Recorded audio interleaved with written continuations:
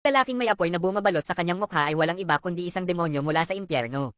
Upang mapigilan si Jim na hadlangan ang kanilang plano ng muling pagkabuhay, agad siyang nakipaglaban kay Jim. Sa isang kritikal na sandali, dumating si Linda, isang babaeng siyentipiko, at maagap na inilihis ang atensyon ng demonyo. Mabilis na sinamantala ni Jim ang pagkakataon, hinugot ang isang nakatagong sandata, at pinatay ang demonyo.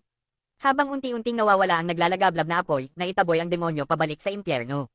Matapos mapuksa ang demonyo, tinawagan ni Linda ang dati niyang kasamahan upang ipabatid ang masamang balak ng demonyo at makipagkita sa istasyon ng tren. Hindi niya alam na pilit na pala ng demonyo ang kanyang kasamahan, at si Linda ay nabitag at nadakip. Pagbalik sa laboratorio, pinilit siya ni Dr. Diyan nasimulan ang proseso ng muling pagkabuhay, ngunit matatag siyang tumanggi. Hindi nagaksaya ng oras ang demonyo at pinatay ang sarili nitong kasamahan sa harap ni Linda. Bagamat labag sa kanyang kalooban, napilitan si Linda na simulan ang proseso. Habang kumikislap ang kuryente, unti-unting nagpakita ng senyales ng buhay ang mga bangkay na nakatakdang muling buhayin. Samantala, sa kabilang panig, natagpuan ni Jim ang Dragon Queen at isiniwalat ang balak ni John na buhayin ang hukbong mga patay. Nauunawaan ang bigat ng sitwasyon, agad na pumayag ang Reyna na makipagsanib puwersa kay Jim. Pinangunahan niya ang kanyang mga tagasunod patungo sa laboratorio, ngunit labis ang dami ng mga katawan kaya't ginawa nila ang lahat upang guluhin ang operasyon at mapigil ang demonyo.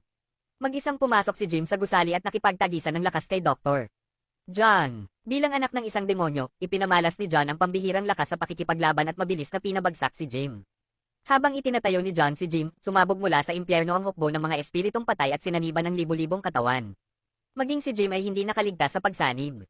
Layunin ni John na kontrolin si Jim sa pamamagitan ng pagsanib, ngunit lingid sa kanyang kaalaman, mula nang matuklasan ni Jim ang kanyang balak, nakabuo na siya ng sariling kamalayan, isang kaluluwang hindi kayang angkinan ng mga demonyo. Walang pag-aalinlangan, pinulot ni Jim ang isang piraso ng bakal mula sa lupa at sinaksak si John, dahilan upang siya'y maging gintong apoy. Punong-puno ng galit at puot, nilamon ng apoy ang buong gusali at napigil ang proseso ng muling pagkabuhay. Tinawag ng Reyna ang isang puting liwanag at matagumpay na nailigtas sina Jim at Linda. Tuluyang nabigo ang balak ng demonyo. Mula noon, taglay na ni Jim ang kanyang kaluluwa at handang isakripisyo ang lahat para sa katarungan at sa pagtatanggol ng kapayapaan ng mundo.